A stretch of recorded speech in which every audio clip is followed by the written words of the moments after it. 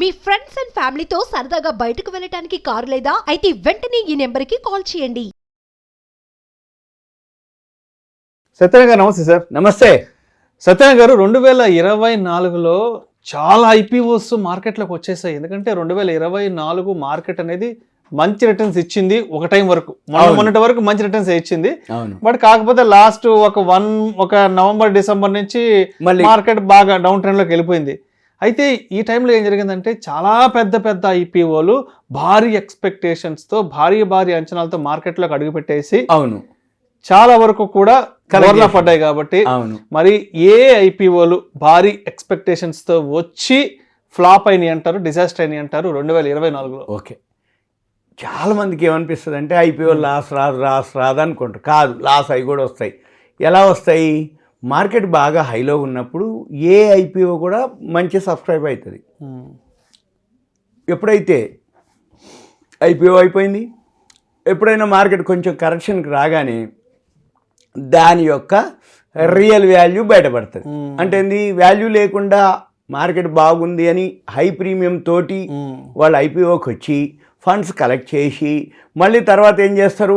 మామూలు market secondary మార్కెట్కి వచ్చేటప్పటికి దాని యొక్క అసలు రంగు బయటపడుతుంది. అయితే ఎక్కువ శాతం ఇక్కడ ఎక్కడ జరుగుద్ది అంటే చాలామందికి ఏమనిపిస్తుంది అంటే నేను అప్లై చేస్తే అలాట్మెంట్ రావట్లేదు ఒకటి. రెండోది ఐపీఓనే కదా, వాడి ఇచ్చేదే అందరికీ తక్కువ రేటుకే కదా, కామన్గా ఉంటుంది కదా, దాంట్లో పెద్ద లాస్ అయ్యేదే ఉందిలే, ఎంత తగ్గుద్దిలే అని అనుకునేది ఒకటి. ఇక మూడోది ఏంది?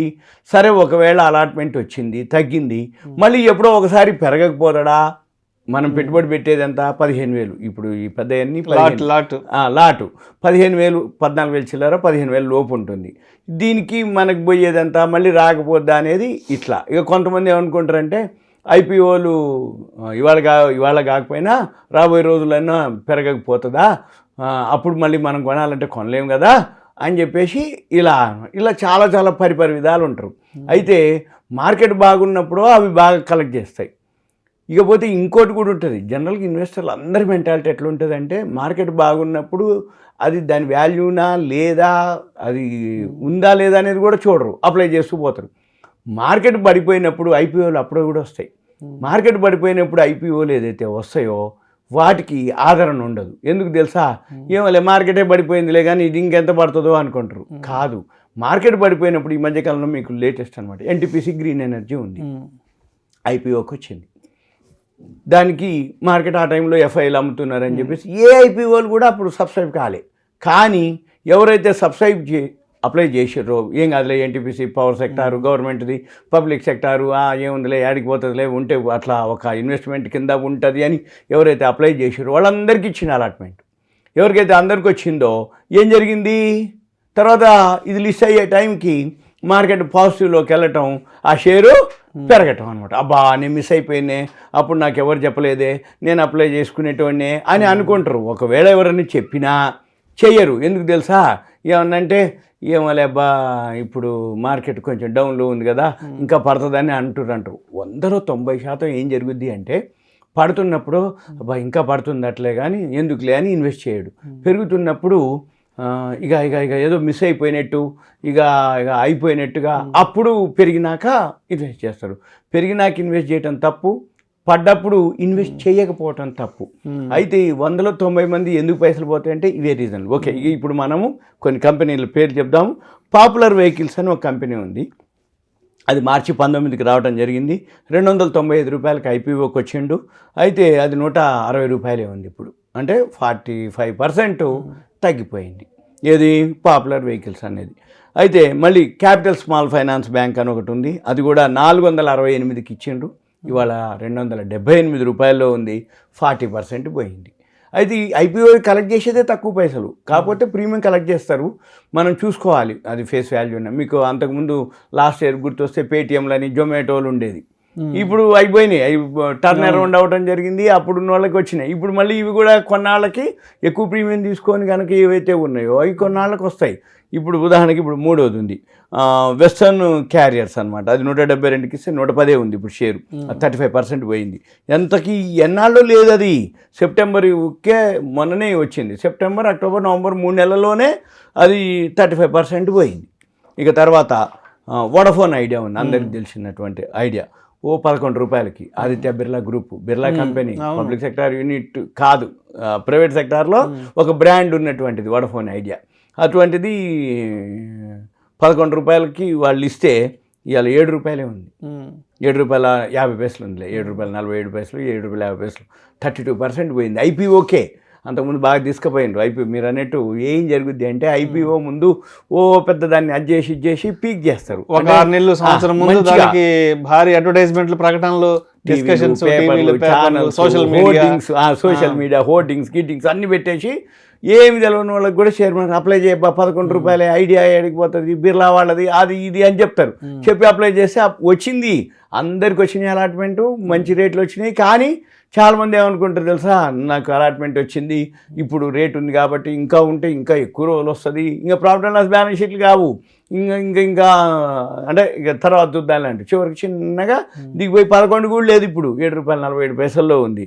అదంతా 32% అనమాట. అయితే ఇంకోటి ఉంది, ఆక్మే ఫిన్ ట్రేడ్ ఇండియా, అది 120కి ఇస్తే జూన్లో ఇప్పుడు అది 94 రూపాయలు ఉంది, 21% మైనసే. సరస్వతి శారీ డిపో అదొకటి ఉంది, అది కూడా 160కి ఇస్తే 128 ఉంది. తర్వాత బజార్ స్టైల్ రిటైల్ లిమిటెడ్ అది కూడా అంతే, 389కి ఇస్తే మొన్ననే సెప్టెంబర్లోనే ఇచ్చిండ్రు, అది ఇప్పుడు 314లో ఉంది, 19% పోయింది. ఇలా మన పని ఏంటిదంటే చిత్తూరు గారి వెబ్సైట్లోకి వెళ్ళాలి, ఈ ఐపీఓకి వెళ్ళి అక్కడ ఐపీఓ పర్ఫార్మెన్స్ ట్రాకర్ అని క్లిక్ చేయాలి. అయితే ఇక్కడ జనరల్గా జరిగేది ఏంటిది అంటే ఎవరైనా కానీ ఈ ప్రైమరీ అప్లై చేసే వాళ్ళు 2 ఉంటాయి అన్నమాట. ఇదే చిత్తూరు గారిలోనే జిఎంపీ అని ఉంటుంది, గ్రే మార్కెట్ ప్రీమియం. ఈ గ్రే మార్కెట్ ప్రీమియం చూసుకొని అప్లై చేయాలి జనరల్గా. అయితే ఈ గ్రే మార్కెట్ ప్రీమియం కూడా ఒక ఐడియా కోసమే తప్ప అదేమీ సరిగా ఉండదు. ఎందుకోసం అంటే ఉదాహరణకి ఇప్పుడు మొన్న ఎన్టీపీసీ గ్రీన్ ఎనర్జీ వచ్చింది, మార్కెట్ సినారియోని బట్టి ఈ గ్రే మార్కెట్ ప్రీమియం కూడా లేదు రాదు అని ఇచ్చిండు. వాళ్ళు ఏం చేస్తారు, ఎవరైతే అప్లై చేస్తారో గుడ్డిగా గ్రే మార్కెట్ ప్రీమియం లేదట్లే, అది రాదులే అని ఆ కంపెనీ గురించి చూసేది లేదు, ఆ గ్రే మార్కెట్ ప్రీమియం వరకే చూస్తారు. చూసి ఏం చేస్తారు, అప్లై చేయరు. ఎప్పుడైతే అప్లై చేస్తారో అప్లై చేసిన వాళ్ళకి వచ్చినాయి, అప్లై చేయలేదని అనుకున్నారో మరి ఇప్పుడు రిటర్న్స్ వచ్చినాయి కదా కంపెనీకి, అంటే ఏంది, అదొక పద్ధతి. ఇప్పుడు మార్కెట్ బాగా పీక్లో ఉంది, ఇప్పుడు మనం చెప్తున్నటువంటి మైనస్లో ఉన్న ఏవైతే ఈ 45%, ఈ 40% మైనస్ ఉన్న కంపెనీలు ఉన్నాయి కదా, అప్పుడు గ్రే మార్కెట్ ప్రీమియం చూపించినాయి. అప్పుడు ఏం చూపిస్తాయి, అప్లై చేసుకో, ఇంత వస్తాయి అంత వస్తాయి అని. వీళ్ళు ఏం చేస్తారు, ఇక మార్కెట్ బాగున్నప్పుడు గ్రే మార్కెట్ ప్రీమియం ఎక్కువ చూపించింది, అప్లై చేసిండు. అప్లై చేసి అలాట్మెంట్ వచ్చిన వాళ్ళకి, ఇవన్నీ వచ్చిన వాళ్ళకి లాస్ అనమాట. సెకండరీ మార్కెట్లో ఈ ఐపీఓలకి ఎక్కువ ఈ కొనరు కాబట్టి దానికి ఏం లేదుగా. ఎందుకోసం అంటే ఎక్కువ శాతం ఐపీఓ కేటగిరీ వేరే ఉంటుంది, సెకండరీ మార్కెట్ కేటగిరీ వేరే.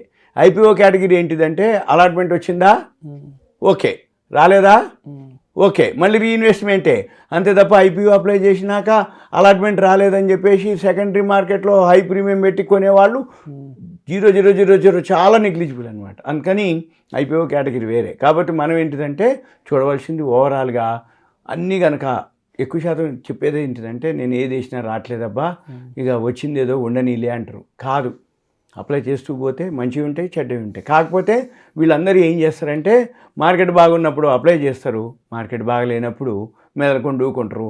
కానీ మార్కెట్ బాగలేనప్పుడు ఎన్టీపీసీ గ్రీన్ ఎనర్జీ లాంటివి మంచి కూడా వీళ్ళు మిస్ అవుతారు.